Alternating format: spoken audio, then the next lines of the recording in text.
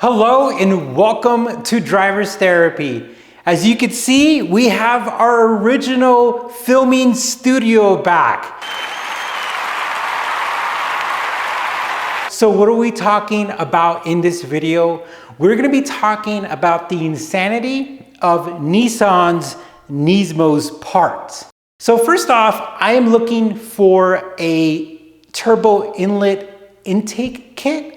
It's a mouthful. So whenever you have a naturally aspirated car, you have a intake, right? A cold air intake or an air box or whatever. So whenever I'm talking about an intake kit for the Skyline or for a force inducted car, I'm talking about the pipes that go to the turbos and the portion that goes to the turbine housing. So essentially all of that is considered the intake kit. Well, the crazy part is that on the RB26, the original airbox, it's pretty good, but Nismo, who's the in-house performance gurus who actually make mind-blowing parts. Let me tell you guys, Nismo is one of the only companies that is part of the manufacturer that makes amazing parts. I've owned Hondas, I've owned Toyotas, TRD, Type R, Mugen, all that stuff. Nismo parts are epic. Unfortunately, now for Skylines, they're crazy priced. So I'm gonna give you an example. So this aftermarket Nismo air inlet kit right here is about $2,000 and sometimes could be up to $3,000. And all it is just the aluminum pipe and some couplings and a couple of clamps. The crazy part is that nobody out there has introduced or made a similar kit. I'm not sure if it's because of copyright thing or they have a patent. And the reason why that sucks is because the design that Nismo took, the approach, fixes the issue with the original inlet pipe of the RB26. The original pipe essentially makes the two force induction airs or pressures, what do you call it, run into each other, and that causes a turbulence. And with the Nismo setup, it fixes that. It makes it where the airs combine more at a Y pipe. It's kind of like when you hear the equal length down pipe. That's what they mean. They're resolving that issue that if you have air going in one direction, all of a sudden you introduce air going the other direction, it actually messes up the airflow.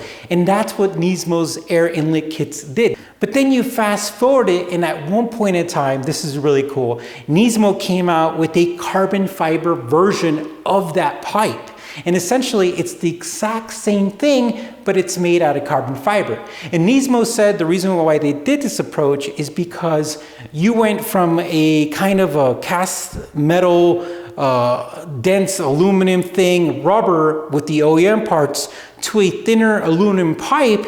And what they were saying is that that aluminum pipe actually produced more heat, and if you know heat with air, that's not good. So that's why they came out with the carbon fiber inlet pipes.